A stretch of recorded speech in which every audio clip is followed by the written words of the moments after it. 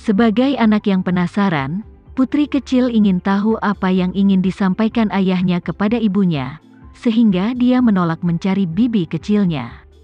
"Putri kecil, tolong temui bibi kecilmu," Randy mendesaknya. "Bu." Putri kecil melemparkan dirinya ke pelukan ibunya dan mengusap kepala kecilnya ke dada ibunya.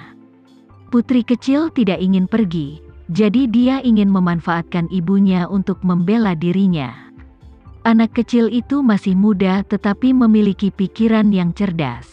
Tidak apa-apa jika putri kecil tidak mau keluar. Lagi pula, apa yang ingin kamu katakan padaku sehingga dia tidak bisa mendengar? Begitu putri kecil bertingkah lucu, hati Putri Bramasta meleleh dan dia tidak mau melepaskannya. Jika putri kecil tidak mau pergi, tidak apa-apa, tapi silakan duduk di samping. Randy meraih putri kecil dari pelukan Putri Bramasta dan menyingkirkannya. "Kamu boleh duduk di sini. Jangan bergerak dan menyela pembicaraan kita." Senang rasanya memiliki putri kecil untuk menjadi saksi lamaran pernikahannya dengan Putri Bramasta. Apa yang misterius? Putri Bramasta juga tertarik dengan penampilan Randy yang penuh rahasia, mengantisipasi apa yang akan dia katakan selanjutnya.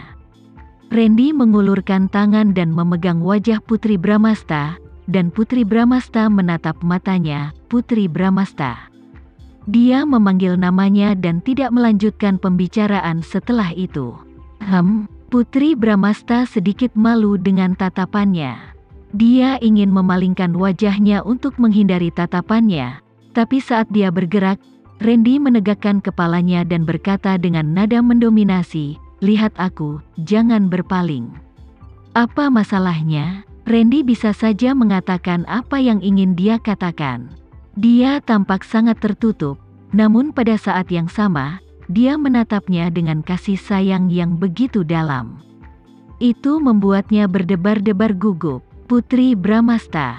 Kali ini, setelah memanggil nama Putri Bramasta, Randy mendekati wajahnya dan menciumnya.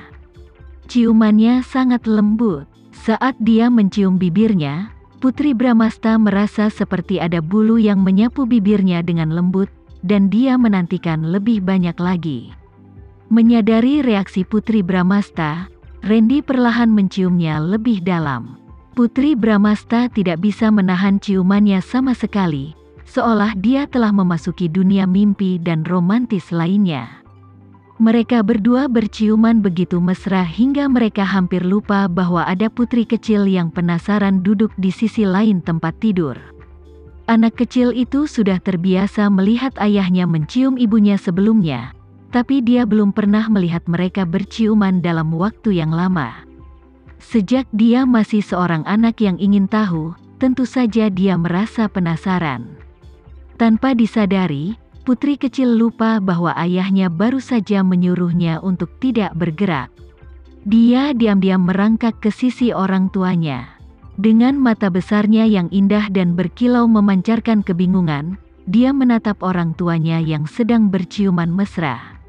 Sebuah kendaraan roda 3 tiba-tiba muncul di depan pasangan yang berciuman itu. Tidak peduli seberapa besar pasangan itu fokus dan mendalami ciuman itu, perhatian mereka terganggu oleh kehadiran gadis kecil itu. Putri Bramasta mendorong Randy menjauh dan melepaskan diri dari pelukannya. Sangat memalukan jika ada putri kecil, sementara mereka berdua. Saat dia ketahuan sedang mengintip, putri kecil berbalik dan mencoba melarikan diri. Namun, Randy meraihnya dan mengangkatnya. "Anak kecil, keluarlah dan cari bibi kecil." "Tapi aku tidak mau." Nada suara ayahnya begitu mengancam hingga putri kecil merasa kasihan. Dia mengerutkan bibirnya dan menunjukkan ekspresi menyedihkan, seolah dia akan menangis kapan saja. "Yah, jangan menakuti bayi kita." Putri Bramasta ingin merebutnya dari Randy, tapi karena dia sangat lemah, dia tidak bisa menggendong putri kecil sama sekali, jadi dia harus membujuk Randy. "Randy, apa yang ingin kamu katakan? Tolong beritahu aku secepatnya." Putri Bramasta membela anak mereka. Apalagi yang bisa Randy katakan? Dia hanya bisa membiarkan putri kecil tinggal. Putri kecil yang pintar segera lepas dari pelukan ayahnya dan melemparkan dirinya ke pelukan ibunya. Bu, aku tidak melihat apapun. Karena kamu bilang kamu tidak melihat apa-apa, maka ibu percaya padamu. Putri Bramasta membelai kepala putri kecil dengan penuh kasih sayang. Putri Bramasta, Randy memanggil nama Putri Bramasta lagi dan tidak melanjutkan. Apa yang ingin kamu katakan padaku? Putri Bramasta menjadi gelisah. Randy, kamu ingin melamarku, bukan? Melihat keraguan-raguan Randy yang berulang kali, Putri Bramasta hanya ingin mengolok-oloknya.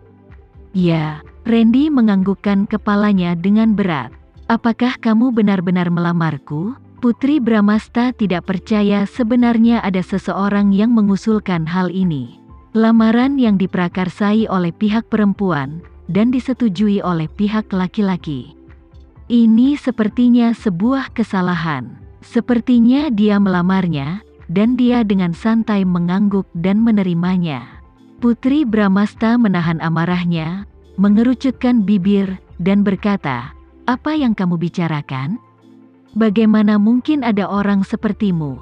Tidak apa-apa tanpa upacara formal karena Putri Bramasta bukanlah orang yang suka upacara dan suka pamer. Namun Randy malah tidak melamar dengan baik. Putri Bramasta, maukah kamu menikah denganku? Randy ragu-ragu untuk waktu yang lama dan sulit mengatakannya dengan lantang. Pada saat ini, ketika dia tahu Putri Bramasta membaca pikirannya, dia mengepal dan akhirnya mengungkapkan kata-kata. Di bawah pengawasan, Randy tampak tersipu. Dia tidak berani menatap Putri Bramasta secara langsung. Di satu sisi, dia merasa sedikit canggung. Di sisi lain, dia sedikit khawatir Putri Bramasta tidak akan setuju. Putri Bramasta tidak menyangka dia akan berbicara tiba-tiba dan dia tertegun sejenak. Dia memandang Randy dengan bodoh dan lupa bahwa dia harus menyetujui lamaran tersebut. Putri Bramasta, Randy menekan. Ya, meski dia melamarnya dengan cara yang sederhana, Putri Bramasta menjawabnya dengan sangat tegas. Meskipun itu hanya jawaban "ya" yang sederhana, sepertinya dia telah menghabiskan seluruh energinya untuk menjawab pertanyaan itu. Menikah dengannya, menjadi istrinya, hidup bahagia selamanya bersamanya selama sisa hidupnya adalah hal yang selalu ada dalam pikirannya. Mulai sekarang, apapun yang terjadi, dia harus tetap dekat dengannya. Apapun alasannya, dia tidak akan pernah menyebutkan putus atau bercerai lagi. Selama-lamanya, bahkan di kehidupan selanjutnya. Jika bisa, dia berharap bisa tetap menjadi istrinya di kehidupan selanjutnya. Putri kecil mengungkapkan kesedihannya. Dia jelas merupakan favorit orang tua, tetapi karena orang tuanya akhirnya memperbaiki keadaan, dia akan kembali menjadi orang ketiga lagi. Sayang, ada apa? Putri Bramasta segera mengalihkan perhatiannya ke putri kecil. Aku juga ingin menikahi seseorang. Jika ibunya ingin menikah dengan ayahnya, maka dia juga ingin menikah dengan seseorang. Dia tidak ingin menjadi orang ketiga.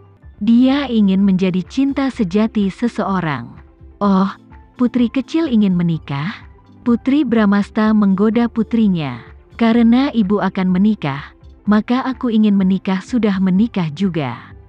Putri kecil bergumam. Baiklah. Kalau begitu kamu bisa ikut bersama kami dan kita bisa menikah bersama. Randy menggendong putri kecil dan menggigitnya dengan lembut. Tidak, putri kecil langsung menolak. Kamu tidak menginginkannya?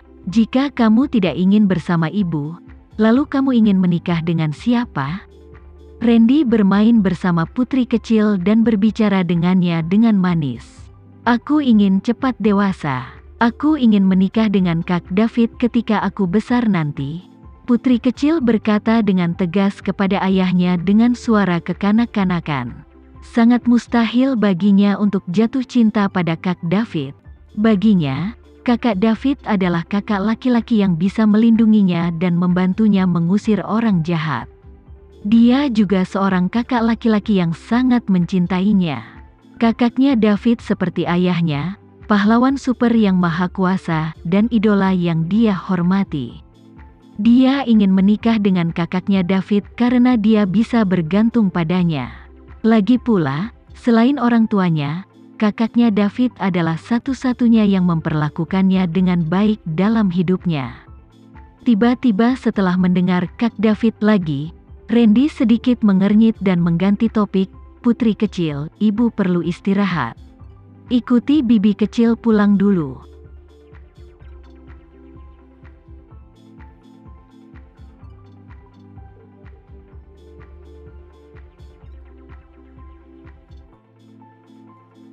Sekian dulu ya video kali ini, kita lanjutkan lagi videonya di lain waktu. Oh iya, bagaimana menurut kalian? Semoga bisa sedikit menghibur kalian semua. Untuk teman-teman yang baru nonton, jangan lupa subscribe ya, hehehe. Dan kalau teman-teman ada yang ingin gabung langganan, bisa langsung gabung saja untuk dapat fitur yang menarik dan sedikit membantu Mimin. Terima kasih banyak sudah menonton, sampai jumpa lagi, bye bye bye.